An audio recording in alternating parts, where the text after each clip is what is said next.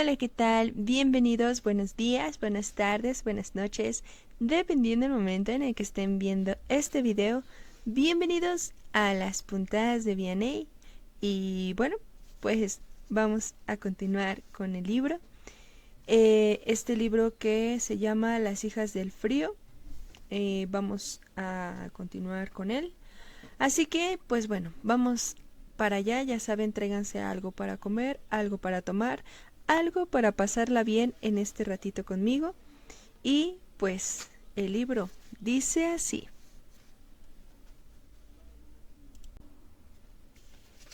Stromstad, 1924. Anders acababa de concluir el trabajo con la piedra para el pedestal de la estatua cuando el capataz lo llamó, haciéndolo salir de la cantera. Lanzó un suspiro y frunció el ceño. Le disgustaba que perturbasen su concentración. Pero como de costumbre, no había más que obedecer. Dejó sus herramientas en la caja que tenía junto al bloque de granito y fue a ver qué se le ofrecía al capataz. El hombre, que era bastante grueso, se enrollaba el bigote entre los dedos con palpable nerviosismo. ¿Qué has organizado ahora, Anderson?, le preguntó, medio en broma, medio preocupado. ¿Yo? ¿Qué he hecho?, respondió Anders, mirando desconcertado al capataz, mientras se quitaba los guantes de trabajo. Han llamado de la oficina. Que vayas inmediatamente. Joder, exclamó Anders para sus adentros. ¿Querrían cambiar la estatua ahora, en el último minuto? Estos arquitectos, artistas, o como quisieran llamarse, no tenían ni idea del jaleo que armaban cuando, sentados en su despacho, cambiaban los bocetos y luego esperaban que el picapedrero adaptase la piedra a sus modificaciones con la misma facilidad. No comprendían que ya desde el principio decidía la dirección de los cortes y se amoldaba a los lugares en que podría martillarse y romper la mole. Todo ello era a partir del primer juego de planos. Una modificación en los bocetos alteraba por completo su punto de partida y, en el peor de los casos, podía hacer que la piedra se quebrase y que todo el trabajo hubiese sido en vano. Pero Anders sabía igualmente que no valía la pena protestar. Mandaba quien hacía el encargo, y él no era más que un esclavo anónimo del que se esperaba que realizase todo el trabajo duro que el diseñador de la obra no sabía o no tenía ganas de hacer. Bueno, pues iré a ver lo que quieren, dijo Anders dejando escapar un suspiro. No tiene por qué tratarse de ningún cambio profundo, lo consoló el capataz, que sabía perfectamente lo que Anders se temía, y, para variar, demostró algo de empatía. Sí, bueno, el que esté vivo lo verá, respondió Anders, antes de marcharse cari acontecido. Poco después, llamó a la puerta de la oficina y entró. Se limpió los zapatos tan bien como pudo, aunque comprendió que no merecía mucho la pena, puesto que llevaba la ropa llena de polvo y lacas de piedra, y las manos y la cara estaban sucias. Pero debía acudir de inmediato, así que tendrían que recibirlo tal cual y como iba. Se consoló, y siguió al hombre que le mostró el camino hacia la oficina del director. Una rápida ojeada a la estancia hizo que se le encogiese el corazón. En efecto, comprendió en el acto que aquello nada tenía que ver con la estatua, sino que allí se iba a ventilar una cuestión mucho más seria. Solo había 3 personas: el director, sentado tras su mesa, cuya persona irradiaba una furia contenida. En un rincón se hallaba Agnes, con la vista clavada en el suelo. Y ante la mesa, una persona totalmente desconocida para Anders, que lo observaba con mal disimulada curiosidad. Sin saber a ciencia cierta cómo comportarse, Anders se adelantó un poco y se colocó en una posición muy próxima a la de Firmes. Fuera lo que fuese lo que le aguardaba, lo aceptaría como un hombre. Habrían llegado a aquel punto tarde o temprano, aunque él hubiese preferido elegir el momento personalmente. Buscó la mirada de Agnes, pero ella se negaba a alzar la vista y seguía concentrada en sus zapatos. Anders sufría por ella, pero, después de todo, se tenían el uno al otro, y, una vez superado el fragor inicial de la tormenta, podrían empezar a construir su vida juntos. Anders apartó la vista de Agnes y observó con calma al hombre que había al otro lado de la mesa. Esperaba que el padre de Agnes tomase la palabra. Tardó un buen rato en hacerlo y, durante esos minutos, las manecillas del reloj avanzaron con una lentitud insufrible. Cuando August por fin rompió el silencio, lo hizo en un tono frío, metálico. Parece que mi hija y tú os habéis visto a escondidas. Las circunstancias nos obligaron a ello, sí, respondió Anders tranquilo. Pero yo solo tuve y sigo teniendo pretensiones honradas con respecto a Agnes, prosiguió sin bajar la mirada. Por un segundo creyó atisbar un destello de sorpresa en el semblante de August. Era evidente que no esperaba aquella reacción. Vaya, bueno.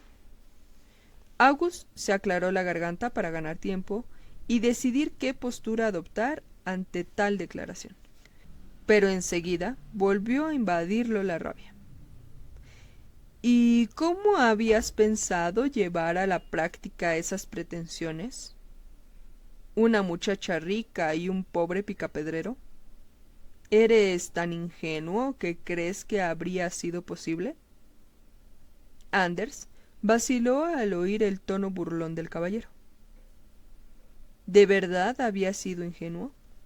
Su anterior resolución empezó a ceder ante el desprecio con que lo recibían, y al oírlo en voz alta, él mismo se dio cuenta de lo absurdo que sonaba. Por supuesto que no hubo nunca la menor posibilidad. Sintió que, muy despacio, se le rompía el corazón en 1000 pedazos, y buscó desesperado los ojos de Agnes. ¿Sería aquel el fin? ¿No podría verla nunca más? Ella seguía sin levantar la vista. Agnes y yo nos queremos, declaró en voz baja, como el reo a muerte que pronunciaba su última defensa. Yo conozco a mi hija mucho mejor que tú, muchacho, y la conozco mejor de lo que ella misma se conoce. Claro que la he mimado demasiado, y le he permitido tomarse mayores libertades de las que habría sido conveniente. Pero también sé que es una joven ambiciosa, y que jamás lo habría sacrificado todo por compartir el futuro con un asalariado. Aquellas palabras lo hirieron como lanzas de fuego, y Anders sintió deseos de gritarle lo equivocado que estaba. Su padre no describía en absoluto a la Agnes que él había conocido. Agnes era buena y dulce, y ante todo lo amaba, con la misma pasión que él le profesaba a ella. Anders sabía que estaría dispuesta a hacer los sacrificios necesarios para emprender una vida juntos. Quería hacerle alzar los ojos con su sola voluntad, para que le dijese a su padre la verdad. Pero Agnes persistía en su actitud muda y reticente. Poco a poco, el suelo empezó a tambalearse bajo sus pies. No solo estaba a punto de perder a Agnes, sino que además comprendía que, en aquellas circunstancias, tampoco podría conservar su trabajo. August volvió a tomar la palabra y en esta ocasión Anders creyó percibir un eco de dolor detrás de la indignación. En fin, las cosas han cobrado un rumbo inesperado. En condiciones normales, yo habría hecho cualquier cosa por impedirle a mi hija que uniese su vida a la de un picapedrero. Pero ahora me obligáis a enfrentarme a un hecho incontestable. Presa del mayor desconcierto, Anders se preguntaba a qué se refería. August se percató y decidió proseguir. Agnes espera un hijo. Desde luego, si no habéis pensado en esa posibilidad, debéis de ser dos auténticos idiotas. Anders perdió el resuello y estaba por darle la razón al padre de Agnes. Habían sido dos necios al no pensar en ese riesgo. Estaba tan convencido como Agnes de que las medidas de seguridad que habían adoptado serían más que suficientes. Ahora todo era distinto. Ahogado en un mar de sentimientos, estaba más desconcertado que antes. Por un lado, no podía dejar de alegrarse, pues su amada Agnes llevaba a su hijo en su seno. Por otro, se avergonzaba ante su padre y comprendía su furia. Él también se habría puesto furioso si alguien se hubiese comportado así con su hija. Anders aguardaba tenso a que August continuase. Con gran tristeza y evitando mirar a su hija, August declaró: Naturalmente, solo hay una manera de resolver esto. Tenéis que casaros, y para ello he hecho venir al juez Fleming. Os casará ahora mismo. Ya resolveremos las formalidades más tarde. Por primera vez, Agnes levantó la vista desde su rincón. Para su sorpresa, Anders no vio en sus ojos ni rastro de alegría que él sentía, sino solo desesperación. La joven se dirigió a su padre con voz suplicante. Te lo ruego, papá, no me obligues a casarme con él. No es más que un simple trabajador. Aquellas palabras fueron como un latigazo en la cara. Era como si estuviese viéndola por primera vez, como si ella se hubiese convertido en otra persona ante su vista. Pero Agnes, dijo rogándole con su exclamación, que siguiese siendo la muchacha a la que él amaba, pese a que ya sabía que todos sus sueños acababan de arruinarse. Ella no le prestó atención y continuó suplicándole a su padre, desesperada, pero August no se dignó mirarla siquiera, sino que se dirigió al juez y le dijo brevemente: haga lo que tiene que hacer. Por favor, papá, gritó Agnes, arrojándose con dramatismo a los pies de su padre. Calla, le gritó el padre mirándola fríamente. No te pongas en evidencia. No pienso tolerarte esos accesos de histeria. Tú misma has preparado la cama, y ahora tendrás que dormir en ella. Rugió, poniendo así un brusco final a los lamentos de su hija. Con una expresión de dolor, Agnes se levantó, y muy a su pesar para que el juez cumpliera su misión. Fue una ceremonia extraña, con la novia visiblemente disgustada a un par de metros del novio. Pero la respuesta a la pregunta del juez fue sí, en ambos casos, aunque con no poca reticencia por una de las partes, y bastante desconcierto por la otra. Bien, pues ya está hecho, constató August una vez que el acto hubo concluido desde el punto de vista administrativo. Comprenderás que no puedo mantenerte trabajando aquí, añadió. Anders bajó la cabeza confirmándole que ya esperaba la noticia. El que ahora era su suegro continuó. Pero, por mal que hayas actuado, No puedo permitir que mi hija quede totalmente desprotegida. Se lo debo a su madre. Agnes lo miró expectante, con un resto de esperanza de que no lo perdiera todo. Te he buscado un trabajo en la cantera de Favalca. La estatua la terminará otro. También he pagado el primer mes de alquiler por una habitación con cocina en uno de los barracones.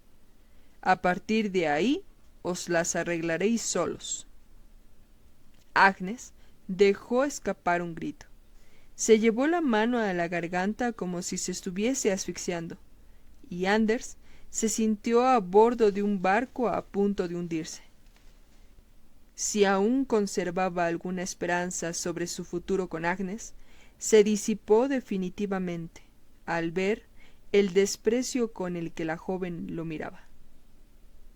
«Por favor, padre querido», volvió a rogar la muchacha, «no puedes hacerme esto. Prefiero quitarme la vida antes de irme a vivir a una barraca maloliente con este hombre». Anders hizo un gesto de repulsión al oírla. De no haber sido por el niño, se habría dado media vuelta y se habría marchado. Pero un hombre de verdad asumía su responsabilidad, por difíciles que fueran las circunstancias. Era algo que le habían inculcado desde pequeño. Por ese motivo permaneció en la sala, que ahora se le antojaba angosta y asfixiante, e intentó imaginarse el futuro con una mujer que, a todas luces, lo consideraba repugnante como esposo. «Lo hecho, hecho está», le dijo a August a su hija. «Tienes el resto de la mañana para recoger las pertenencias que podrás llevarte. Después saldrá el coche para Favalca. Elige con sensatez. No creo que los vestidos de fiesta te sean de gran utilidad», añadió en un tono duro, para demostrarle que lo había herido profundamente y que la herida era irreparable. Cuando cerraron la puerta al salir, se hizo un silencio atronador. Agnes lo miraba con tanto odio que Anders tuvo que hacer un esfuerzo para no darle la espalda. Una voz interior le susurraba que huyese mientras estaba a tiempo, pero sus pies no se movieron, como si estuviesen clavados en el suelo. Con un escalofrío, presintió que se avecinaban malos tiempos.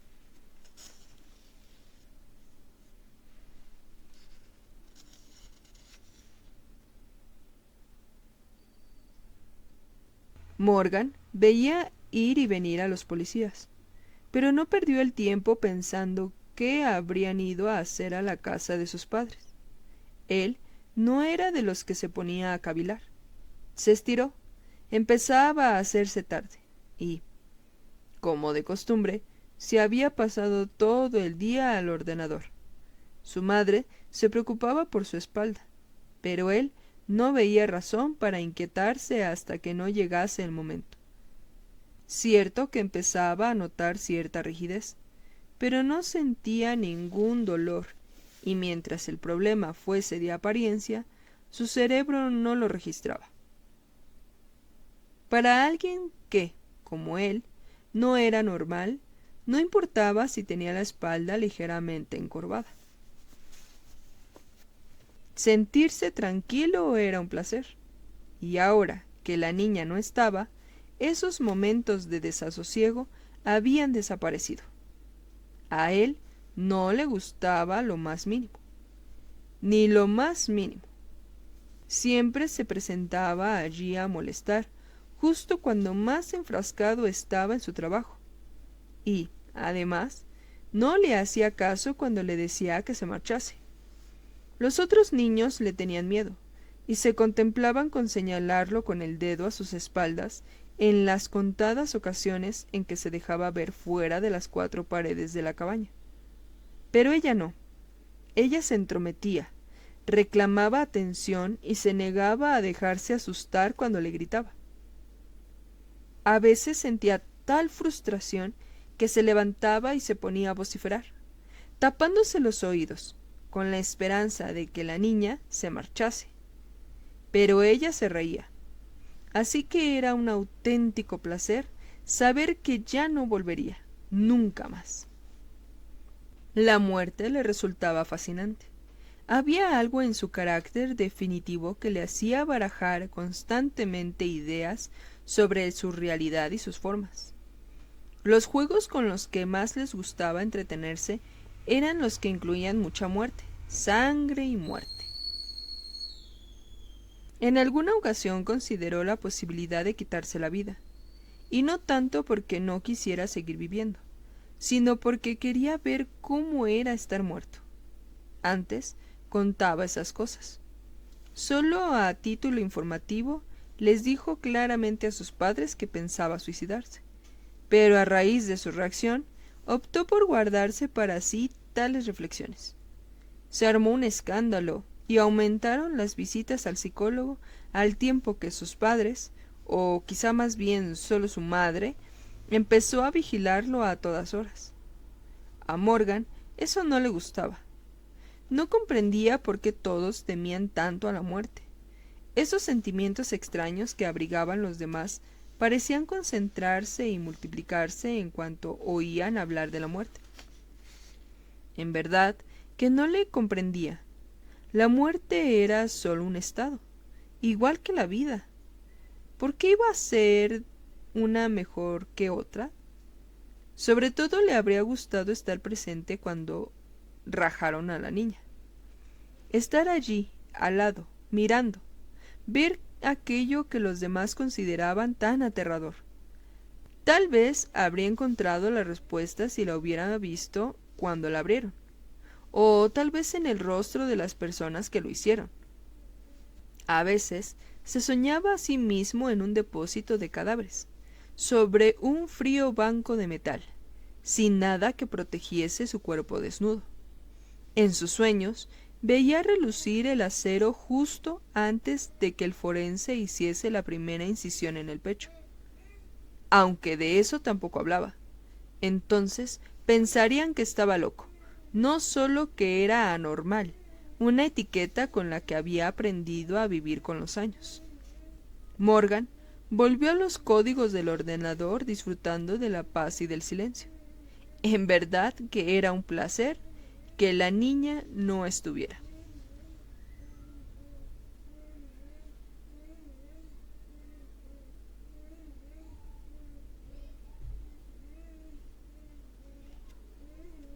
Lilian abrió sin aguardar a que llamasen. Patrick sospechó que había estado mirando por la ventana desde que se marcharon. En el vestíbulo había un par de zapatos que no habían visto al salir. Supuso que serían de Eva, la amiga de Lilian, que había acudido a prestarle apoyo moral. ¿Y bien?, preguntó Lilian. ¿Qué tenía que argumentar en su defensa? ¿Podemos cursar ya la denuncia para que lo detengan cuanto antes? Patrick respiró hondo. Pensábamos hablar unos minutos con su marido antes de seguir adelante con la denuncia. Aún hay algunos aspectos poco claros. Por un instante, Lilian pareció perder la confianza, pero no tardó en recuperar su actitud combativa. Ni pensarlo. Stig está enfermo y descansando en su habitación. No se le puede molestar de ninguna manera. Habló con voz forzada y empañada por cierta inquietud. Patrick comprendió que también Lilian había olvidado a Stig como posible testigo. Tanto más importante le parecía, pues, hablar con él. No queda más remedio, por desgracia. Seguro que puede recibirnos un par de minutos, dijo Patrick con toda la autoridad que fue capaz de mostrar. A su vez, se quitó la cazadora en señal de que estaba resuelto a hacerlo. Lilian iba a abrir la boca para protestar, cuando Gosta la interrumpió con su tono más policial. Si no nos permite hablar con él, estaríamos hablando de obstrucción a una investigación policial. No quedará muy bien en los papeles. Patrick Dudaba de que aquella afirmación se sostuviese a la larga, pero pareció sufrir el efecto deseado en Lilian. Esta, airada, se adelantó para que la siguieran escaleras arriba. Parecía que pretendía estar presente, así que Gosta, decidido, le puso una mano en el hombro y le dijo: «Sabemos llegar solos. Gracias». Pero fue paseando la mirada de uno a otro lado, buscando desesperadamente otras protestas justificadas. Al final, se vio obligada a rendirse. «Bueno, no digan que no se los advertí. Stig no se encuentra bien, y, si empeora por su visita y sus preguntas». Los dos policías desoyeron sus comentarios y siguieron subiendo al piso de arriba. El cuarto de huéspedes estaba justo a la izquierda, y, puesto que Lilian había dejado la puerta abierta, no resultó difícil localizar a su esposo. Stig yacía arropado en la cama, pero estaba despierto y tenía la cabeza vuelta hacia la puerta, pues los estaba esperando. A juzgar por lo bien que les llegaba ahora la voz alterada de Lilian desde la cocina, el enfermo sin duda había oído que iban a verlo. Patrick entró en la habitación antes que Gosta y tuvo que hacer un esfuerzo para no contener la respiración. El hombre, que descansaba en la cama, tenía un aspecto tan frágil y endeble que su cuerpo parecía un relieve bajo la manta. Tenía los pómulos hundidos, de un tono grisáceo e insalubre, y su cabello encanecido, se diría que de forma prematura, lo hacía aparentar mucha más edad de la que tenía. La habitación estaba cargada del olor a enfermedad, y Patrick hizo un esfuerzo para no respirar por la nariz. Algo turbado le tendió la mano a Stig para presentarse. Gosta hizo otro tanto. Ambos contemplaron la minúscula habitación en busca de algún lugar para sentarse. Se les antojaba demasiado solemne permanecer de pie mientras Stig estaba postrado. El hombre alzó su mano blanquecina y le señaló el borde de la cama. «Lo siento, es lo único que puedo ofrecerles», dijo con voz seca y débil. Horrorizado, Patrick volvió a pensar en lo desmejorado que estaba. Aquel hombre parecía demasiado enfermo para estar en casa. Debería estar en un hospital, aunque eso no era asunto suyo, y, después de todo, tenían un médico en casa. Patrick y Gosta se sentaron en la cama con mucho cuidado. Stig hizo una mueca al notar el balanceo, y Patrick se apresuró a disculparse, temeroso de haberle hecho daño, pero Stig lo tranquilizó con un gesto de la mano. Patrick carraspeó un poco y luego comenzó. «Ante todo, quisiera presentarle mis condolencias por la muerte de su nieta». Una vez más se le escapó aquel tono excesivamente formal que tanto detestaba. Stig cerró los ojos, como reuniendo fuerzas para responder. Parecía luchar por dominar los sentimientos que el pésame había desatado en él. «Bueno, desde un punto de vista puramente técnico, Sara no era mi nieta. Su abuelo, el padre de Charlotte, murió hace 8 años. Pero en mi corazón sí lo era. La he visto crecer desde que era un bebé hasta el final», balbuceó conmovido. Luego volvió a cerrar los ojos, pero cuando los abrió de nuevo, parecía haber recobrado cierto sosiego. «Hemos estado hablando con los demás miembros de la familia para averiguar qué ocurrió aquella mañana, y me pregunto si usted oyó algo especial. Por ejemplo, ¿sabe a qué hora salió Sara de la casa?» Stig negó con la cabeza. «Tomo unos somníferos muy fuertes y no suelo despertar hasta las 10. Para entonces, ella ya se había marchado». Una vez más cerró los ojos. Cuando le preguntábamos a su mujer si había alguien que pudiera querer dañar a Sara, mencionó a Kaj Wilber, su vecino. ¿Comparte usted su opinión? ¿Ha dicho Lilian que Kaj mató a Sara? Stig preguntó sin dar crédito. No exactamente, pero insinuó que su vecino podía tener motivos para desearles la desgracia. Stig dejó escapar un largo suspiro. Ya, bueno, yo jamás he comprendido qué le pasa a esos dos. Los enfrentamientos comenzaron antes de que yo apareciera, antes de que muriese Lennart. Si he de ser sincero, no sé quién tiró la primera piedra, y me atrevería a asegurar que Lilian es tan habilidosa para mantener la disputa como pueda serlo Kaj. Yo he intentado mantenerme al margen en la medida de lo posible, pero no resulta nada fácil. El hombre meneó la cabeza. De verdad que no comprendo por qué lo hacen. Yo conozco a mi esposa como una mujer cálida y bondadosa, pero, tratándose de Kaj y de su familia, parece estar ciega, ¿saben? A veces creo que tanto ella como Kaj disfrutan de todo esto, que viven por y para estas disputas. Ya sé que suena absurdo. ¿Por qué iba uno a andar así como ellos, por voluntad propia, con tantos juicios y demás? Por si fuera poco, nos ha costado un montón de dinero. Kaj puede permitírselos, claro, pero nosotros no nadamos en la abundancia. 2 jubilados. En fin, no lo entiendo.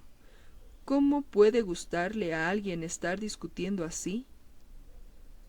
Era una pregunta retórica, y Stig no esperaba ninguna respuesta. ¿Han llegado a las manos alguna vez?, preguntó Patrick, algo tenso. No, por Dios, exclamó Stig con vehemencia. No están tan locos, añadió riendo. Patrick y Gosta intercambiaron una mirada elocuente.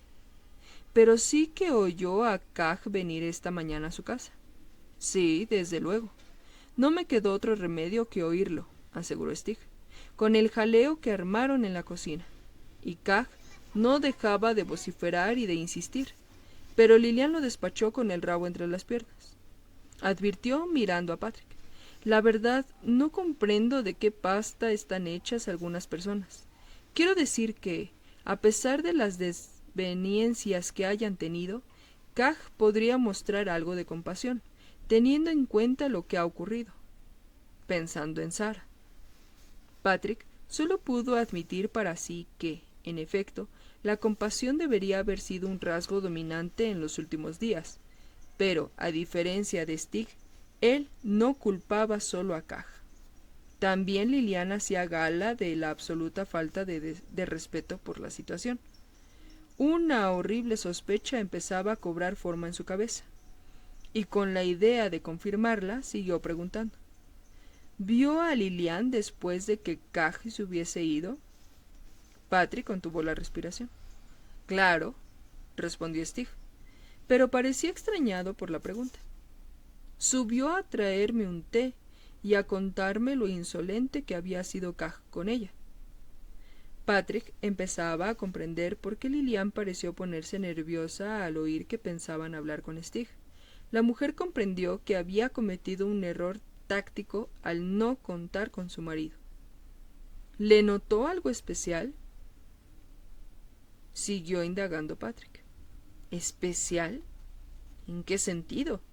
Estaba algo alterada, pero no creo que sea de extrañar. ¿Nada que indicase que hubiese recibido un golpe en la cara? ¿Un golpe en la cara? No, de ninguna manera. ¿Quién dice tal cosa?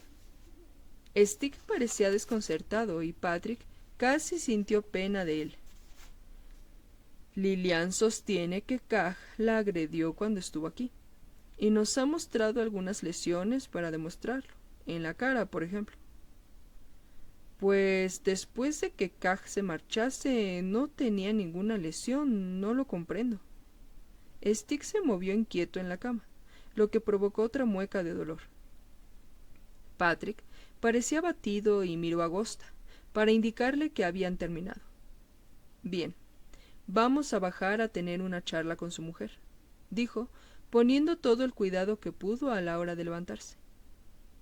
Pero, ¿quién puede haber...? Dejaron a Stig con su desconcierto mientras Patrick sospechaba que Lilian mantendría una conversación seria con su esposo en cuanto ellos hubieran marchado. Pero ahora era él quien pensaba mantener una conversación seria con Lilian. Le hervía la sangre a medida que bajaban las escaleras. No hacía más de 3 días del fallecimiento de Sara, y Lilian ya intentaba aprovechar su muerte con arma en una absurda disputa de vecinos. Era tan insensible que no le entraba en la cabeza.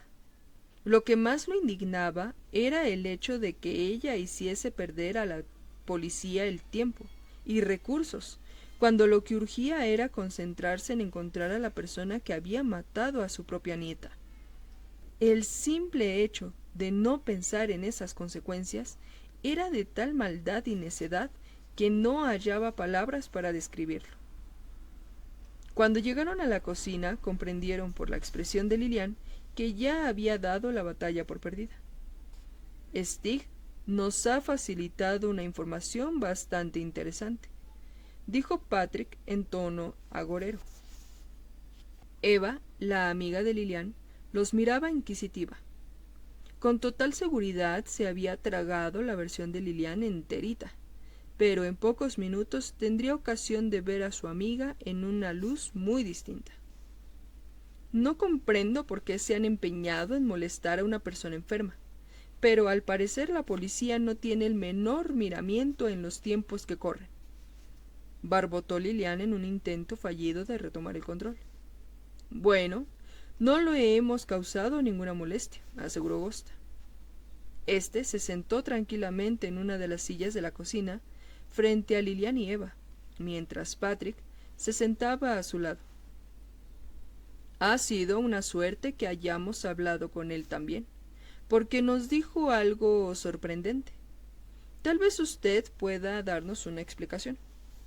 Lilian no preguntó cuál era la información, sino que aguardó un iracundo silencio hasta que ellos decidiesen proseguir. Fue Agosta quien tomó la palabra de nuevo. Dijo que usted estuvo en su habitación después de que Kaj se marchase, y que no tenía ninguna lesión ni marcas de que la hubiesen golpeado. ¿Puede explicárnoslo? Supongo que tardan un rato en notarse, musitó Lilian, en un arrojado esfuerzo por salvar la situación. Y, además, no quería preocupar a Stig en su estado. ¿Cómo pueden imaginar? Ellos comprendían eso y más, y Lilian lo sabía. Patrick tomó el relevo. Espero que comprenda la gravedad que reviste una falsa acusación. Yo no he inventado nada, le espetó Lilian alteradísima, para, en un tono más suave, añadir después. Tal vez, posiblemente exageré, pero solo porque le faltó un poco para agredirme. Se lo vi en los ojos. ¿Y las lesiones que nos ha mostrado? Lilian no respondió, y tampoco fue necesario. Ya habían adivinado que se las había infligido ella misma antes de que ellos llegasen. Por primera vez, Patrick se preguntó si aquella mujer estaría bien de la cabeza. Ella insistió. Pero lo hice solo pensando en que tuviesen un motivo para llamarlo a declarar. Así, habrían podido buscar tranquilamente pruebas de que él o Morgan mataron a Sara. Sé que fue uno de los dos, y solo quería ayudarles un poco. Patrick la miraba atónito de incredulidad. O bien era más tenaz que nadie que él conociese, o bien sencillamente estaba loca. Le agradeceríamos que, en lo sucesivo, nos dejase hacer nuestro trabajo solos y que deje en paz a la familia Gilbert. ¿Está claro? Lilian asintió, pero era evidente que se moría de rabia. Su amiga la había estado observando perpleja todo el rato, y ahora aprovechó para marcharse con Patrick y Gosta. Su relación había sufrido un duro golpe, sin duda. Durante el camino de regreso a la comisaría, no comentaron la invención de Lilian. Era demasiado lamentable.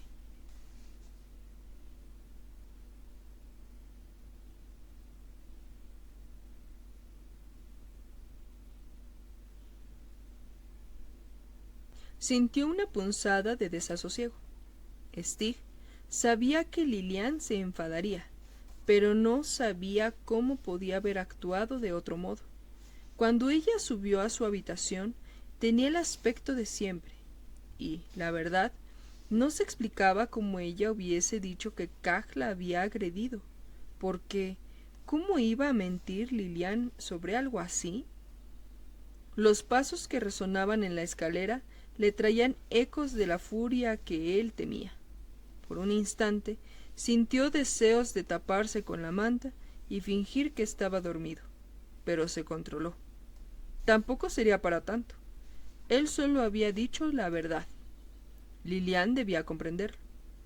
Y por el resto, debía de tratarse de un malentendido.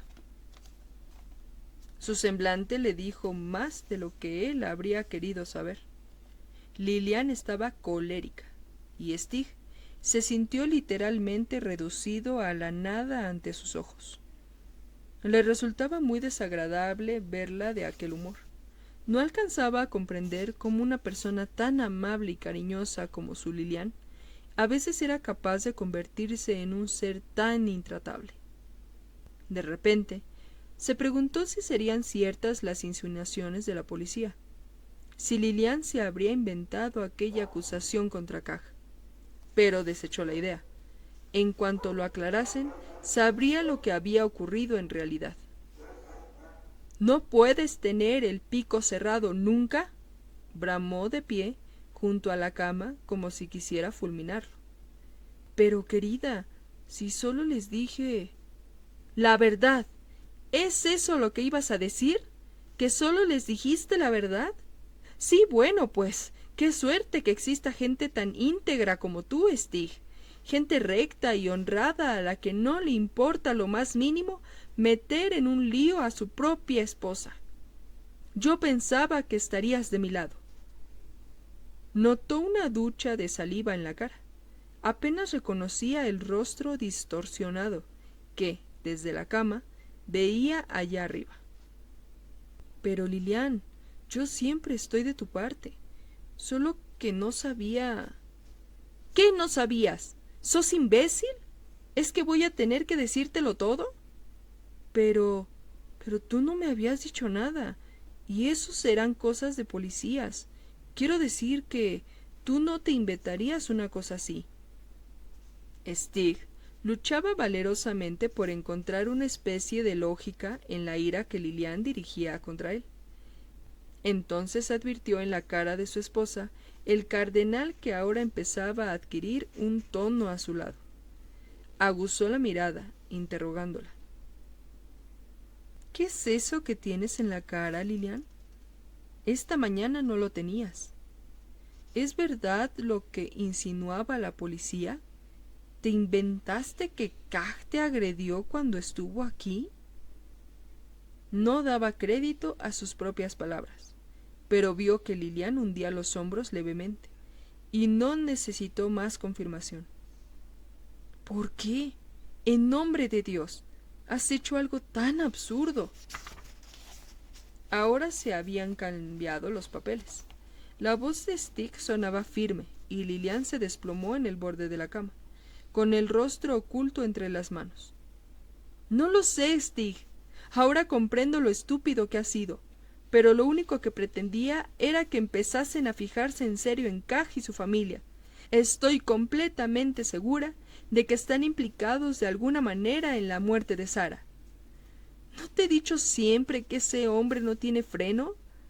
¿Y si el raro de su hijo Morgan, que se dedicaba a espiarme escondido entre los arbustos? ¿Por qué no hace nada la policía? Toda ella temblaba al borde del llanto, y Stig hizo acopio de sus escasas fuerzas para, pese a los dolores, sentarse en la cama y abrazar a su esposa. Le acarició la espalda, intentando calmarla, pero su mirada reflejaba sus dudas y su preocupación.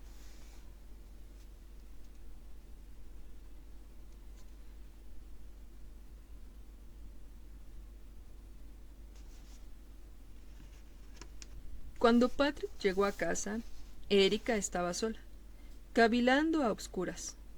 Cristina había salido a pasear con Maja, y Charlotte se había ido hacía ya un buen rato, y lo que le había dicho su amiga la tenía preocupada. Al oír a Patrick abrir la puerta, se levantó para salir a su encuentro. —¿Qué haces a obscuras? —preguntó, dejando en el pollete de la cocina las bolsas de las compras antes de encender alguna lámpara. Por un instante la luz hirió los ojos de Erika, que no tardaron en habituarse a la claridad.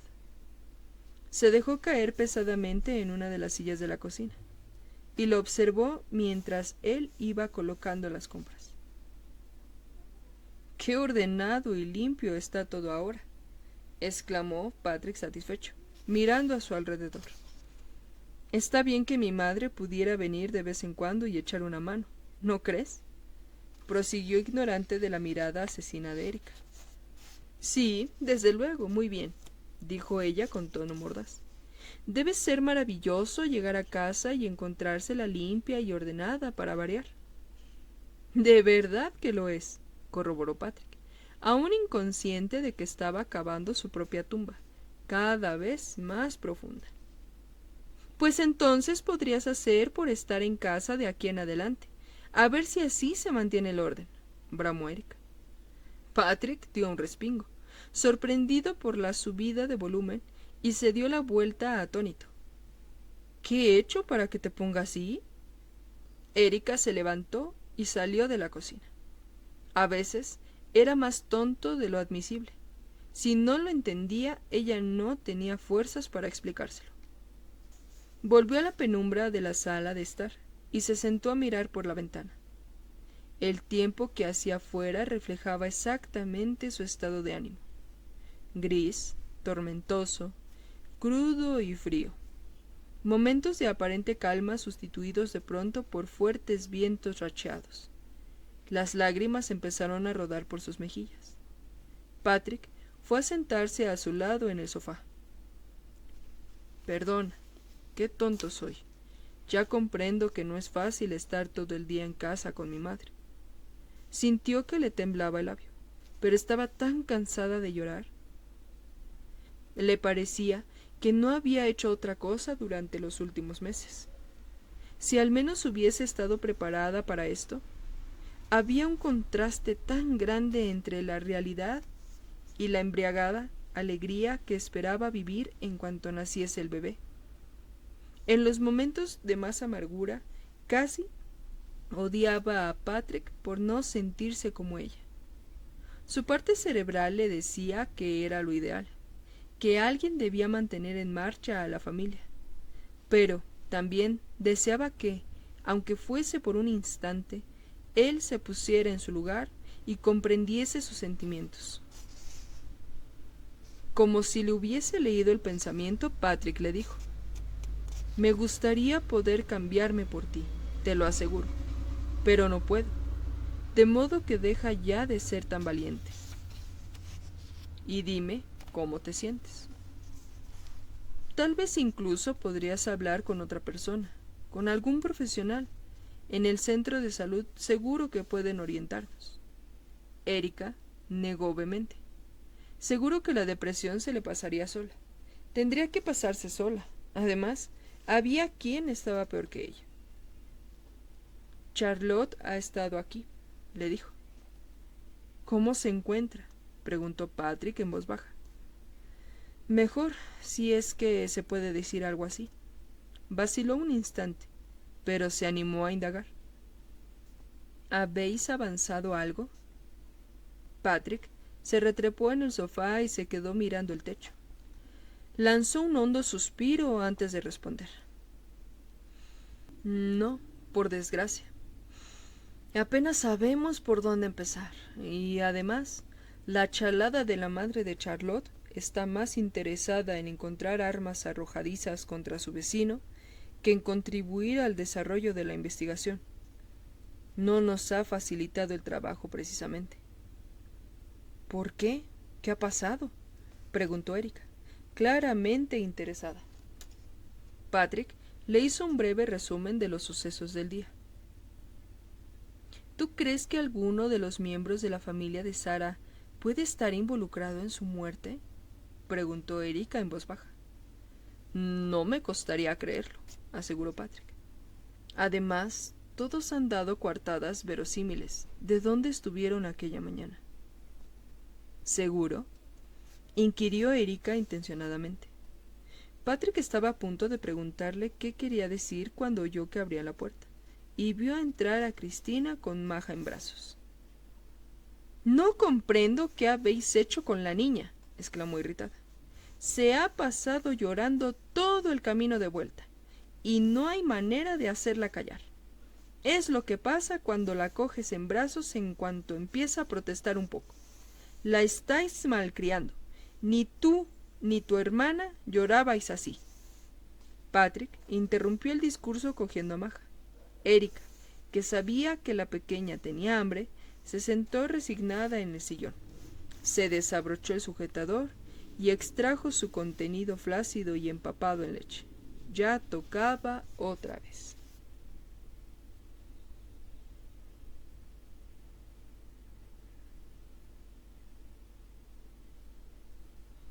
Tan pronto como entró en la casa, Mónica supo que algo no iba bien.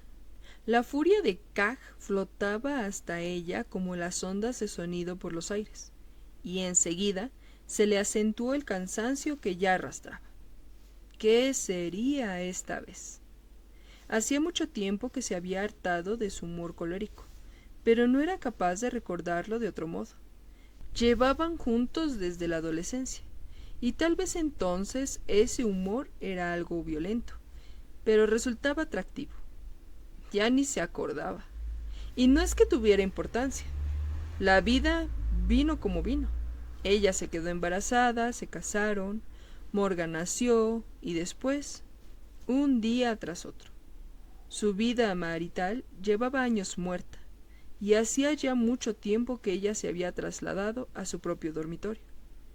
Quizá hubiese algo más aparte de eso, pero era la costumbre, lo conocido. Claro que había pensado en el divorcio alguna que otra vez, y en una ocasión, hacía 20 años, incluso hizo la maleta a escondidas y estuvo a punto de irse, llevándose a Morgan. Pero enseguida pensó que antes le prepararía la cena a Caja, y le plancharía un par de camisas, y pondría una lavadora para no dejar un montón de ropa sucia. Y, sin saber cómo, se vio deshaciendo la maleta tranquilamente. Mónica fue a la cocina, donde sabía que lo encontraría. Siempre se sentaba allí cuando se enfadaba, quizá porque así veía el objeto más habitual de sus iras. Ahora, en efecto, había descorrido un poco la cortina y miraba con encono la casa del vecino. «Hola», saludó Mónica. No obtuvo una respuesta civilizada, sino una terrible y amarga perorata. «¿Sabes lo que ha hecho hoy esa loca?», preguntó sin aguardar respuesta, cosa que Mónica tampoco pensaba hacer. «Me mandó a la policía, los hizo venir porque me acusó de haberla agredido. Les enseñó unos moretones que ella misma se había hecho, y dijo que yo la había golpeado. Que me aspen si está en sus cabales». Mónica había entrado en la cocina con el propósito de no dejarse arrastrar por la marea de la última gresca de Caja, pero aquello era mucho peor de lo que ella imaginaba, y, aun en contra de su voluntad, sintió crecer la indignación en el pecho. Sin embargo, antes debía quedarse tranquila. «¿Y es seguro que no la agrediste, Kaj? Mira que tú tienes tendencias de descontrolarte». Kaj La miró como si hubiese perdido el juicio. ¿Qué demonios dices? ¿De verdad crees que iba a ser tan estúpido como para hacerle el juego de ese modo? Por supuesto que tenía ganas de darle una tunda, pero no creerás que no sé lo que ella podría hacer si me hubiese dejado llevar. Y es verdad que fui a su casa, y le dije lo que pensaba, pero no la ataqué. Mónica sabía que era sincero, y también ella empezó a mirar con odio hacia la casa del vecino. Si Lilian los dejase en paz. Bueno, ¿y qué pasó? ¿Se creyó la policía sus mentiras? No. Por suerte consiguieron averiguar, no sé cómo, que mentía. Iban a hablar con Stig, y creo que él echó por tierra toda la historia. Pero poco faltó. Mónica se sentó frente a su marido. Estaba rojo de ira, y no dejaba de tamborilear nerviosamente con los dedos sobre la mesa. ¿No crees que deberíamos abandonar y mudarnos de aquí? Así no podemos seguir. Era la misma súplica de tantas otras veces, ante la que su marido siempre mostraba idéntica determinación. Ni hablar. Ya te lo he dicho. Esa mujer jamás hará que me mueva de mi casa. Me niego a darle tal satisfacción. Dio un puñetazo en la mesa para subrayar sus palabras, aunque no era necesario. Mónica ya había oído antes la misma respuesta. Sabía que no valía la pena. Y, para ser sincera, tampoco ella quería darle a Lilian el laurel de la victoria, en especial después de todo lo que había dicho de Morgan. Pensar en su hijo le dio la oportunidad de cambiar de tema. ¿Has ido a ver cómo está Morgan hoy? Cag apartó la vista de la casa de los Florín y, disgustado, masculló. No, ¿debería haberlo hecho? Ya sabes que nunca sale de la cabaña. Ya, bueno.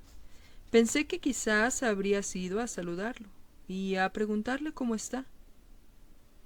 Mónica sabía que era utópico, pero no podía por menos de conservar la esperanza. Después de todo, Morgan era su hijo. ¿Y por qué iba a hacerlo?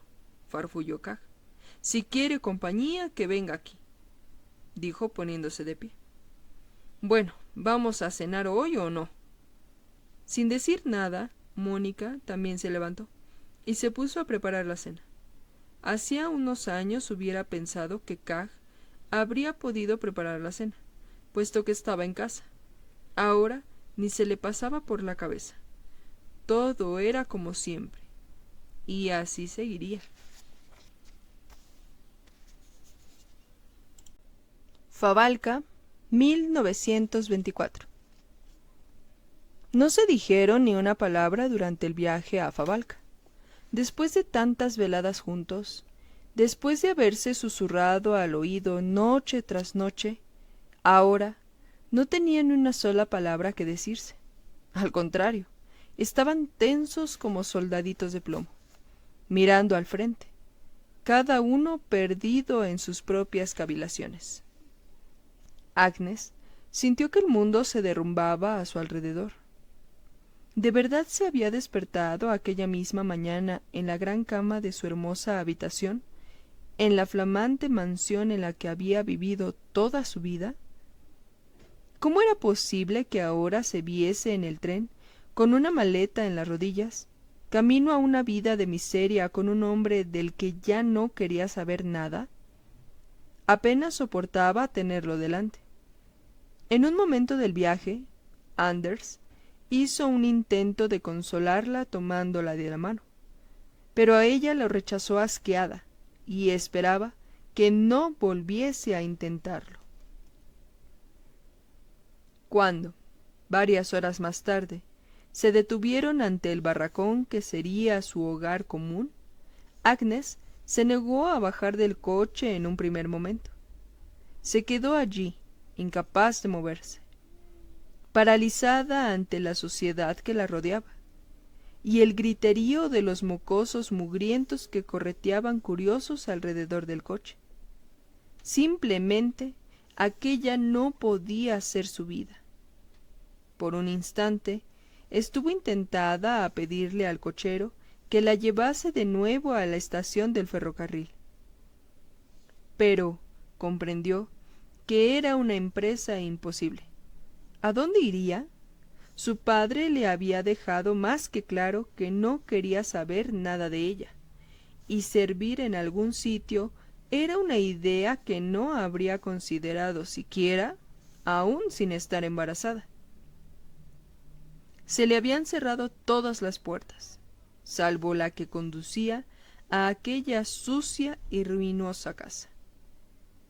A punto de echarse a llorar, por fin bajó del coche e hizo un mohín al notar que se le hundía el pie en el barro, y no mejoraba la situación. El hecho de que llevase sus preciosos zapatos rojos con la punta descubierta, la humedad y el barro le mojaron las medias y los dedos. Por el rabillo del ojo vio cómo la gente apartaba las cortinas para permitir que sus ojos curiosos contemplasen el espectáculo. Agnes se irguió. Que mirasen, hasta quedarse ciegos, pues. ¿Qué le importaba a ella lo que pensaran y opinaran? Simples siervos, eso es lo que eran, y seguramente no habían visto a una verdadera dama en su vida. En fin, no sería la suya una larga estancia en aquel lugar. Ya se ingeniaría el modo de salir de allí.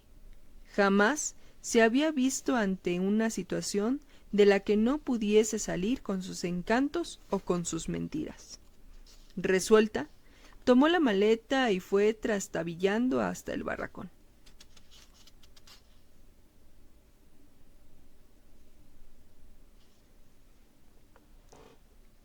En la pausa matinal, Patrick y Gosta le contaron a Martín y a Anica lo que había pasado el día anterior.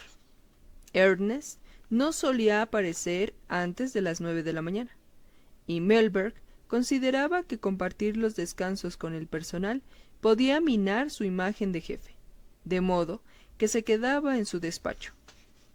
¿Pero esa mujer no comprende que eso es tirar piedras contra su propio tejado?, preguntó Anica.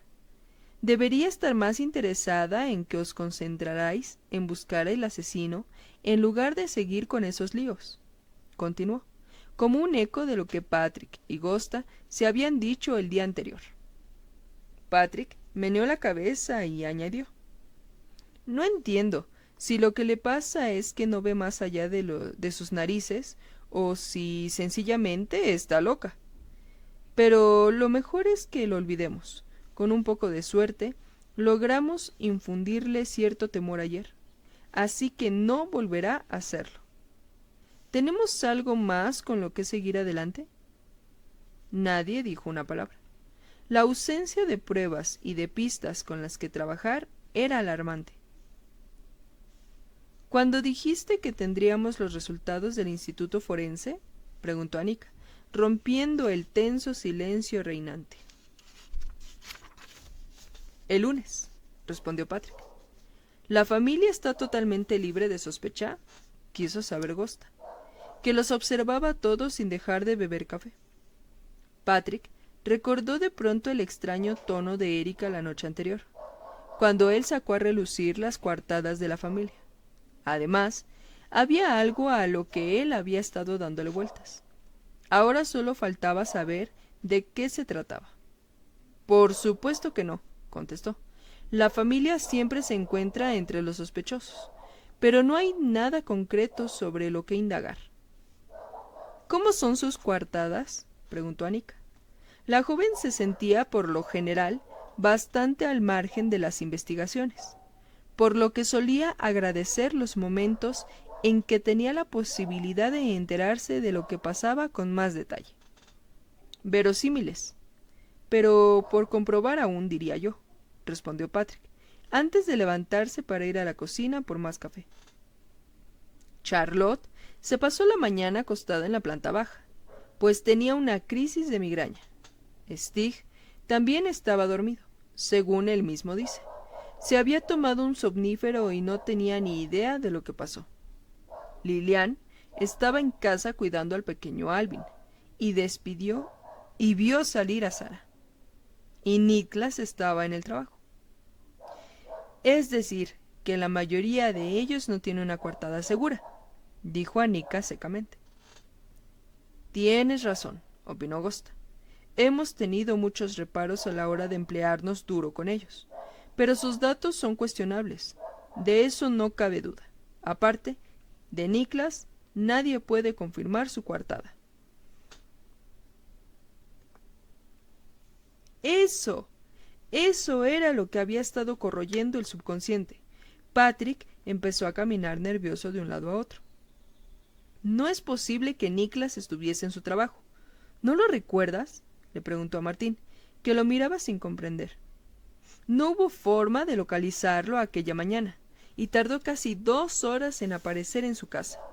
¿Acaso sabemos dónde estuvo?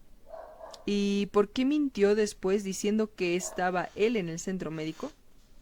Martín no sabía qué responder. ¿Cómo se les había escapado aquello?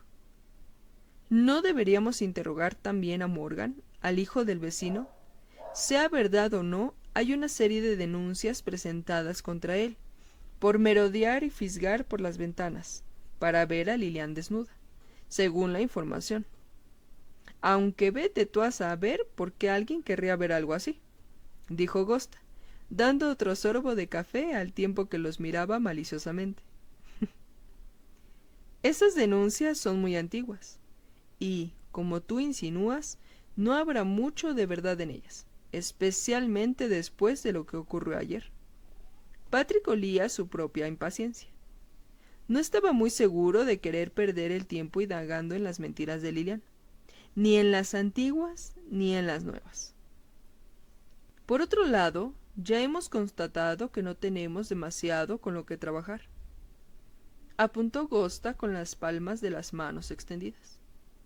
3 pares de ojos se quedaron mirándolo atónitos, pues no era propio de él tomar la iniciativa. Pero justo por lo insólito del hecho, tal vez deberían escucharlo. Con la intención de apoyar lo que acababa de decir, Gosta añadió: además, si no recuerdo mal, desde la cabaña del chico se ve la casa de los Florín, de modo que quizá observó algo aquella mañana. Tienes razón, admitió Patrick, que no pudo evitar sentirse algo estúpido. Debería haber pensado en que Morgan podía al menos ser un testigo potencial. Bien, haremos lo siguiente. Tú y Martín hablaréis con Morgan Wilbur. Yo y... Aquí guardó un silencio, pero enseguida se obligó a pronunciar el nombre. Y Ernest, le echaremos un vistazo más de cerca al padre de Sara. Nos veremos aquí a primera hora de la tarde. ¿Y yo? ¿Hay algo que pueda hacer?, preguntó Anika. Estate atenta al teléfono. A estas alturas, la prensa ha debido de sacar algo ya. Y, si hay suerte, alguien llamará para dar información útil. Anika asintió y se levantó para dejar la taza en el lavaplatos. Los demás la imitaron y Patrick fue a su despacho para aguardar la llegada de Ernest. En primer lugar, tendré una conversación con él sobre la importancia de ser puntual en el trabajo, en especial con una investigación de asesinato en curso.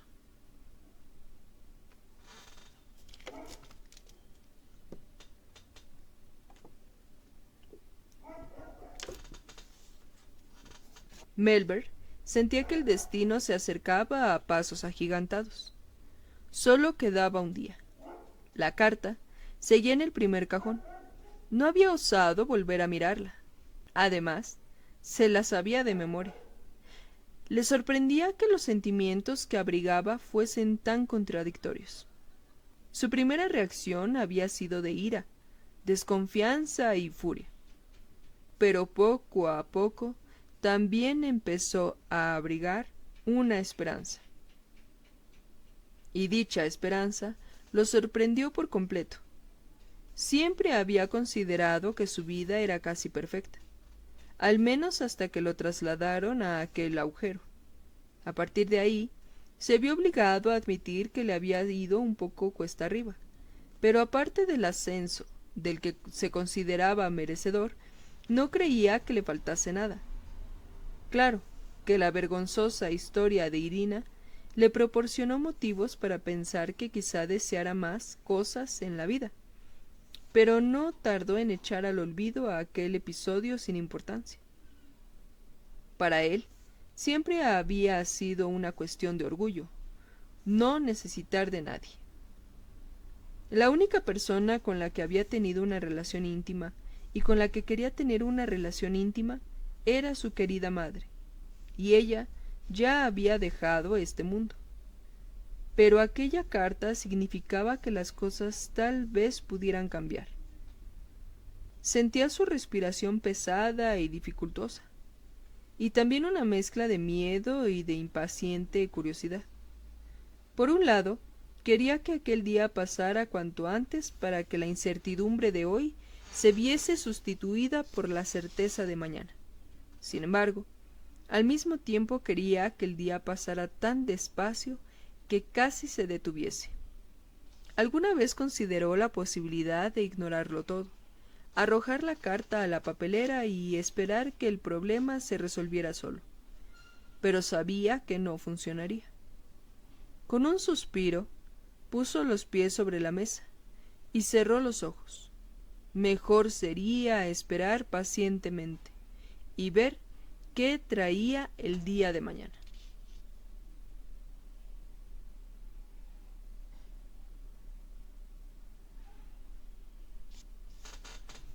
Gosta y Martín pasaron con discreción por delante de la gran casa, deseosos de no ser vistos cuando se dirigían a la cabaña. Ninguno de los dos estaba de humor para un enfrentamiento con Caja, y querían tener la oportunidad de hablar con Morgan tranquilos, sin la intervención de los padres. Además, el muchacho era adulto, de modo que no había razón para que ninguno de los progenitores estuviera presente. Morgan tardó un rato en salir, tanto que ya empezaban a dudar de que estuviese en casa. No obstante, finalmente les abrió un hombre pálido y rubio de unos 30 años. ¿Quiénes son?, inquirió con voz monótona, sin que su cara mostrase la expresión que solía acompañar a aquella pregunta. Somos la policía, dijo Gosta, presentándose a sí mismo y después a Martín. Estamos haciendo preguntas por la vecindad acerca de la muerte de Sara. Ya, replicó Morgan, aún inexpresivo y sin hacer amago de apartarse para dejarlos pasar. ¿Podemos entrar para hablar con usted?, dijo Martín, que empezaba a sentirse algo incómodo en la presencia del extraño joven. Prefiero que no. Son las 10 y yo trabajo de 9 a 11:15. Luego, almuerzo, de 11:15 a 12. Y sigo trabajando de 12 a 2:15. Entonces, voy a tomar café y galletas a casa de mis padres hasta las 3. Vuelvo al trabajo hasta las 5. Ceno. Luego, son las noticias de las 6 en la 2. Luego a las 7 en la 4. Luego a las 7:30 en la 1. Y luego otra vez en la 2 a las 9. Y después me voy a dormir. Seguía hablando en el mismo tono uniforme y como si no hubiese respirado durante la extensa explicación. Su voz sonaba además un tanto alta y chillona, y Martín intercambió una mirada fugaz con Gosta. Parece que tiene el horario completo, dijo Gosta, pero comprenderá que es muy importante que hablemos con usted, así que le agradeceríamos que se tomase unos minutos. Morgan pareció reflexionar un instante, pero al final decidió complacerlos. Se hizo a un lado y los dejó pasar, sin ocultar que le molestaba profundamente que alterasen su rutina. Martín se quedó perplejo al entrar. La cabaña constaba de una única y minúscula habitación, que parecía servir de oficina y dormitorio, e incluso tenía un rincón para la cocina. Estaba limpia, pulcra y ordenada, salvo por un detalle. Había montones de revistas, Entre las pilas había formado pequeños senderos que posibilitaban el tránsito por la habitación. Un caminito hasta la cama, otro hasta los ordenadores y otro hasta la cocina. Por lo demás, el suelo estaba atestado. Martín observó las portadas y vio que eran revistas de informática, de distinto tipo. A juzgar por las portadas, llevaba muchos años coleccionándolas.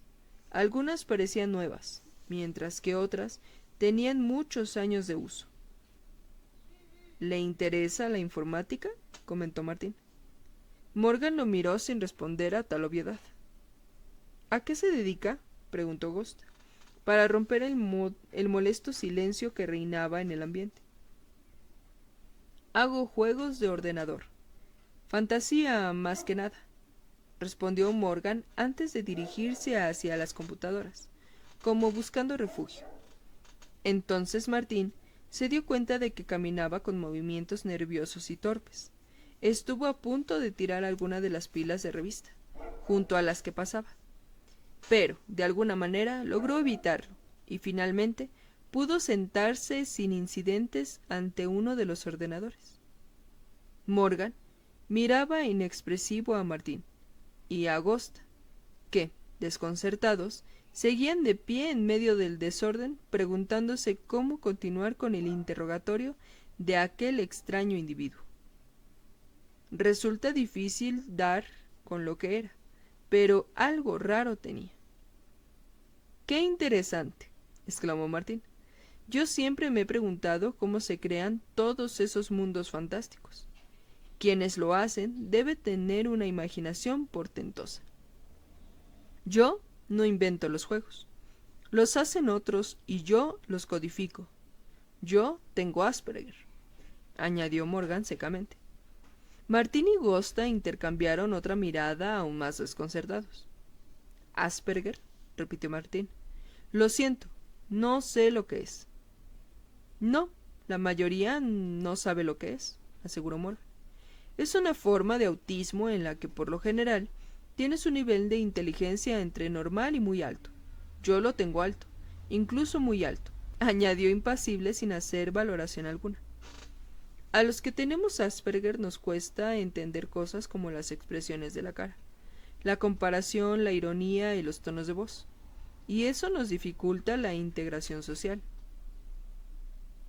Sonaba como si estuviera leyendo un libro, y a Martín le costó seguir su explicación. De modo que yo no puedo crear los juegos, puesto que eso implica ser capaz de imaginar los sentimientos de otras personas y esas cosas. Sin embargo, soy uno de los mejores programadores de Suecia. Continuó, siempre como una constatación sin el menor rastro de fanfarronería ni de orgullo. A su pesar, Martín quedó fascinado. Él jamás había oído hablar de ese síndrome hasta aquel momento, y al escuchar las aclaraciones de Morgan, sintió un vivo interés por el asunto. Sin embargo, había acudido allí con una misión que cumplir, y más les valía ponerse manos a la obra. ¿Hay algún sitio donde podamos sentarnos?, preguntó mirando a su alrededor. En la cama, respondió Morgan, señalando la vieja cama que había contra una de las paredes. Con mucho cuidado, Gosta y Martín esquivaron los montones de revista y se sentaron en el borde de la cama. Gosta tomó la palabra en primer lugar. Ya sabes lo que ocurrió el domingo pasado en la casa de los Florín. ¿Viste algo especial aquella mañana? Morgan no respondió, sino que siguió mirándolos inexpresivo. Martín cayó en la cuenta de que algo especial tal vez fuese demasiado abstracto para él, e intentó reformular la pregunta de un modo más concreto. No alcanzaba a imaginar siquiera lo difícil que debía de resultar funcionar en la sociedad si uno no era capaz de interpretar los mensajes implícitos en los procesos de comunicación de las personas. ¿Viste cuando se fue la pequeña?, aventuró con la mayor esperanza de que fuese lo bastante exacto para que Morgan pudiese responder. Sí, la vi salir, respondió Morgan, sin añadir nada más, pues no era consciente de que se esperase algo más de lo que se preguntaba estrictamente. Martín había empezado a cogerle la onda, y precisó un poco más. ¿A qué hora la viste salir? Salió a las 9:10, respondió Morgan, siempre con la misma voz chillona. ¿Viste a alguien más aquella mañana? Preguntó Gosta. Sí, dijo Morgan. ¿A quién y a qué hora? Intervino Martín, para adelantarse a Gosta. Más que ver, intuía que el colega empezaba a sentir cierta frustración ante tan extraño sujeto. Vi salir a Niklas a las 8:15, respondió Morgan. Martín iba notando cuanto decía, pues no dudó ni por un instante que las indicaciones horarias fuesen exactas. ¿Conocías a Sara? Sí. Gosta empezaba a retorcerse de impaciencia y Martín se apresuró a ponerle la mano en el brazo, a modo de advertencia. Algo le decía que un arrebato emocional no surtiría un efecto positivo en las posibilidades de sacarle a Morgan la mayor cantidad posible de información. ¿De qué la conocías? Aquella pregunta no provocó en Morgan más que una mirada vacía, por lo que Martín la reformuló. Jamás antes había reparado en lo difícil que resultaba ser exacto al hablar, ni hasta qué punto confiábamos por lo general en que el interlocutor comprendía lo que queríamos decir. ¿Venía a la cabaña de vez en cuando? Morgan asintió. Alteraba mi rutina. Llamaba a la puerta cuando yo estaba trabajando y quería entrar. Tocaba mis cosas. Una vez se enfadó porque le dije que se marchase y tiró uno de mis montones de revistas. Es decir, ¿no te gustaba?, preguntó Martín. Alteraba mis rutinas y tiraba mis pilas, repitió Morgan, y seguramente no podía expresar nada más próximo a las emociones que en él provocaba la niña. ¿Y su abuela? ¿Cómo te cae? Lilian es una persona mala. Eso es lo que dice mi padre. Dice que tú has estado merodeando por su parcela y mirando por las ventanas. ¿Es cierto? Morgan asintió sin dudar. Sí, es cierto. Solo quería mirar, pero mi madre se enfadó cuando se lo conté. Me dijo que no podía hacer esas cosas. ¿De modo que dejaste de hacerlo?, preguntó Gosta. Sí. ¿Porque tu madre te dijo que eso no se hace?, preguntó Gosta en un tono burlón que a Morgan le pasó inadvertido. Sí, mi madre me dice siempre lo que se puede hacer y lo que no. Solemos practicar cosas que se pueden decir y hacer. Ella me enseña que, cuando la gente dice una cosa, puede estar queriendo decir otra distinta. Si no le hago caso, digo o hago lo que no debo. Morgan miró el reloj. Son las 10:30. A esta hora suelo estar trabajando. No te molestamos más, dijo Martín, poniéndose de pie. Sentimos haber alterado tu rutina, pero la policía no siempre puede tener consideración con esas cosas. Morgan pareció contentarse con esa explicación. De hecho, ya había vuelto al ordenador. Cerrad bien la puerta al salir, les advirtió. De lo contrario, el viento la abre. Menudo chiflado, exclamó Gosta, mientras cruzaban el jardín en dirección al coche que habían dejado aparcado en una perpendicular. A mí me ha parecido muy interesante, aseguró Martín. No había oído hablar del Asperger en mi vida. ¿Y tú? Gosta soltó una risita. No, desde luego no es algo que existiera en mis tiempos. Ahora hay tantos diagnósticos raros, pero a mí me basta y me sobra con el diagnóstico de idiota. Martín lanzó un suspiro y se sentó al volante. Gosta no era ningún humanista, de eso no cabía duda. Algo inquietaba el subconsciente de Martín, algo que le hizo dudar de que hubiesen formulado las preguntas adecuadas. Luchó unos minutos con su terca memoria, pero al final tuvo que abandonar.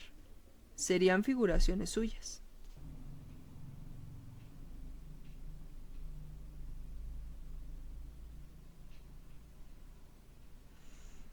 El centro médico se hallaba envuelto en una neblina gris, y en el aparcamiento solo había un vehículo. Ernest, aún malhumorado por la reprimenda que Patrick le había soltado por sus retrasos, salió del coche y se dirigió hacia la puerta a grandes zancadas. Patrick cerró el coche de un portazo, irritado como estaba, y lo siguió medio a la carrera. Joder, aquello era como tratar con un niño pequeño.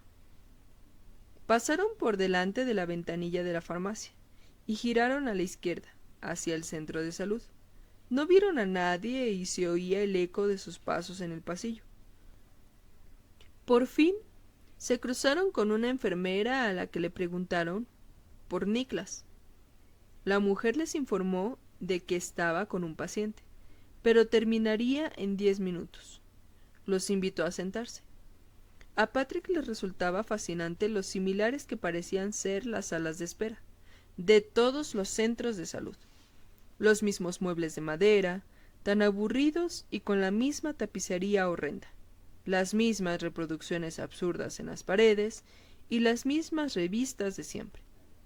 Se puso a hojear una que se llamaba Guía de Salud y quedó perplejo ante la cantidad de enfermedades que al parecer existían, pero sobre las que Patrick no había oído hablar jamás. Ernest se sentó tan lejos de él como pudo, y tamborileaba en el suelo con el pie de un modo enervante. De vez en cuando, Patrick lo sorprendía mirándolo con rabia, pero a él no le afectaba en lo más mínimo. Ernest podía pensar lo que le viniera en gana, con tal de que cumpliese con su obligación. El doctor ya está libre, anunció la enfermera. Les indicó el camino a la consulta en la que Niklas aguardaba tras una mesa atestada de papeles. Parecía agotado. Se levantó y les estrechó la mano, intentando exhibir una sonrisa de bienvenida. Sin embargo, la sonrisa jamás llegó a expresarse en sus ojos, sino que se congeló en un gesto de angustia. ¿Alguna novedad de la investigación?, preguntó. Patrick negó con la cabeza. Estamos trabajando a toda máquina, pero, por ahora, no ha dado mucho fruto, aunque lo dará, dijo con la esperanza de infundirle confianza. En su interior, no obstante, la incertidumbre crecía cada vez con más fuerza. En esta ocasión, estaba lejos de sentirse seguro de conseguir nada. ¿Qué puedo hacer por ustedes?, preguntó Niklas, cansado, pasándose la mano por el cabello rubio. Patrick reparó en que el hombre que tenía ante sí parecía hecho para la portada de cualquiera de las novelas románticas sobre amables enfermeras y médicos guapos. Incluso en estas circunstancias conservaba el encanto, y Patrick no podía más que figurarse la atracción que ejercería sobre las mujeres. Por lo que le había oído decir a Erika, ese hecho no había influido positivamente en su relación con Charlotte. Tenemos algunas preguntas que hacerle sobre dónde se encontraba usted el lunes pasado por la mañana. Fue Patrick quien tomó la palabra, pues Ernest seguía mudo y enojado. Además, hizo caso omiso a las miradas de Patrick, animándolo a ser un poco más participativo. ¿Ah, sí?, preguntó Niklas, aparentemente impasible. Sin embargo, Patrick creyó advertir cierto nerviosismo en su mirada. Nos dijo que estaba en el trabajo. Sí, salía a las 8 menos cuarto, como de costumbre, confirmó Niklas. En esta ocasión fue imposible no percibir un eco de preocupación en su voz. Pues eso es lo que no acabamos de explicarnos, continuó Patrick, en un último intento de involucrar a Ernest. No obstante, seguía mirando fijamente a la ventana que le daba al aparcamiento. Nosotros estuvimos intentándolo localizar aquella mañana durante un par de horas, y no estaba aquí. Seguramente podremos comprobarlo con la enfermera, sugirió Patrick, al tiempo que señalaba la puerta con la mano. Supongo que tiene anotado su horario y que se podrá confirmar que usted estaba aquí la mañana en cuestión. Nicholas se retorcía nervioso en la silla, y ya empezaba a correrle el sudor por las sienes. Pese a todo, se esforzaba por parecer impertérrito, y Patrick hubo de reconocer que hizo un buen trabajo cuando, con bastante calma, respondió. Sí, exacto, ahora lo recuerdo. Me tomé un par de horas libres para ir a ver unas casas que había en venta. No le dije nada a Charlotte para darle una sorpresa. Aquella explicación habría sonado verosímil, de no haber sido por la tensión que Patrick percibió bajo la calma con la que lo expuso. Ni por un instante creyó en las palabras de Nicholas. ¿Podría ser un poco más preciso? ¿Qué casas estuvo viendo? En el rostro de Nicholas se dibujó una sonrisa forzada, como si quisiera ganar tiempo. Tendría que mirarlo, no me acuerdo exactamente, dijo alargando la frase. No creo que haya tantas casas en venta al mismo tiempo en esta zona. Al menos sabrá en qué barrios estuvo, ¿no? Patrick seguía presionándolo con sus preguntas y notó que Nicholas se ponía cada vez más nervioso. No sabía qué habría estado haciendo aquel lunes por la mañana, pero desde luego no había ido a ver casas. Surgieron unos minutos de silencio. Era evidente que la mente de Nicholas hervía pensando en cómo salvar la situación. De pronto, Patrick se percató de que se relajaba y se venía abajo. Ahora tal vez consiguiesen algo. Se le entrecortó la voz y comenzó de nuevo. Yo no quisiera que Charlotte se enterase. No podemos prometer nada, pero las cosas tienden a salir a la luz tarde o temprano. De este modo, tiene la oportunidad de dar su versión antes de que oigamos la de otra persona. Pero es que no lo comprenden. Destrozaría a Charlotte si... Volvió a quebrársele la voz, y, pese a que Patrick sospechaba por dónde iban los tiros, no podía dejar de sentir cierta compasión por Nicholas. Ya le digo, no podemos prometer nada. Aguardó a que Nicholas venciese su angustia y se animase a continuar. De pronto le vino a la mente el recuerdo de la dulce y linda Charlotte, y la compasión se mezcló con un sentimiento de rechazo. A veces se avergonzaba de pertenecer al género masculino. Yo... comenzó Nicholas con un carraspeo. He conocido a una persona. ¿Y quién es esa persona?, preguntó Patrick. Ya había renunciado a la esperanza de que Ernest interviniese en la conversación. Aunque el colega había dejado de observar la ventana para centrar todo su interés en el objeto del interrogatorio. Jeanette Lind. ¿La propietaria de la tienda de regalos de Galabarquén?, preguntó Patrick, evocando la figura de una mujer morena, menuda y con muchas curvas. Nicholas asintió. Sí, esa Jeanette. Llevamos, una vez más, la misma vacilación en la voz de Nicholas. Llevamos un tiempo viéndonos. ¿Cuánto es un tiempo? Un par de meses, quizás 3. ¿Y cómo se las han arreglado?, preguntó Patrick con auténtica curiosidad. Jamás logró explicarse que la gente que tenía aventuras amorosas encontrase tiempo para ello, ni que se atreviesen a hacerlo. sobre todo en un pueblo tan pequeño como Favalca, donde bastaba que un coche estuviese aparcado ante una puerta más de 5 minutos para que empezasen a circular rumores. A veces a la hora del almuerzo, otras yo decía que me quedaba a hacer horas extras.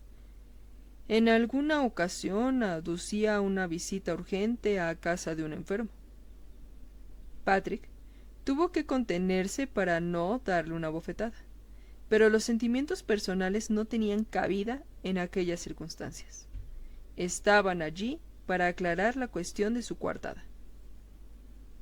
Y el lunes pasado sencillamente se tomó un par de horas libres por la mañana para ir a ver a Janet. Sí, respondió Niklas con voz ronca. Dije que iba a hacer una ronda de visitas a domicilio que había ido retrasando, pero que estaría localizable en el móvil, por si se presentaba alguna urgencia. Pero no lo estaba. Hicimos varios intentos de dar con usted a través de la enfermera, y no contestaba al móvil. Me había olvidado de ponerlo a cargar. Se apagó poco después de que saliera del centro médico, pero no me di cuenta. ¿Y a qué hora se fue del centro médico para verse con su amante? El término surtió el mismo efecto que un latigazo en la cara, pero no protestó, sino que, pasándose las manos por el cabello, respondió dejando entrever el cansancio. Justo después de las 9:30, creo. Tenía horario de atención telefónica de 8 a 9, y luego estuve adelantando trabajo administrativo durante media hora más o menos. Así que salí de aquí entre 1:30 y -20, diría yo. Y lo localizamos cerca de la 1. Fue entonces cuando volvió al centro médico. Patrick se esforzaba por mantener un tono neutro, pero no podía evitar imaginarse a Niklas en la cama con su amante mientras su hija estaba muerta en el mar. Lo mirase como lo mirase, la situación no le ofrecía una imagen amable de Niklas Kingla. Sí, así es. Debía empezar a pasar consulta a la 1, así que volví sobre la 1:10. Comprenderá que tendremos que hablar con Janet para verificar lo que acaba de decirnos, le advirtió Patrick. Niklas asintió resignado y reiteró su ruego. Procuren mantener a Charlotte fuera de todo esto. La destrozaría por completo. ¿Y no deberías haber pensado en ello antes?, se dijo Patrick, aunque para sus adentros. Seguramente, Niklas ya lo habría pensado más de una vez en los últimos días.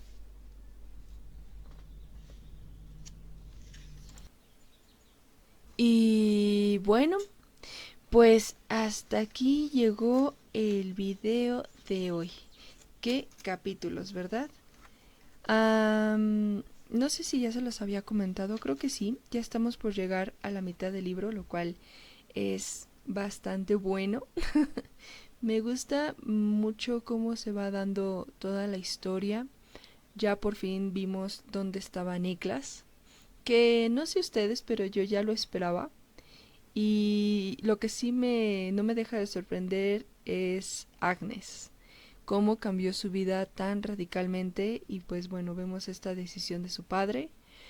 No me lo esperaba, no me lo esperaba para nada, pero pues bueno, parte de verdad.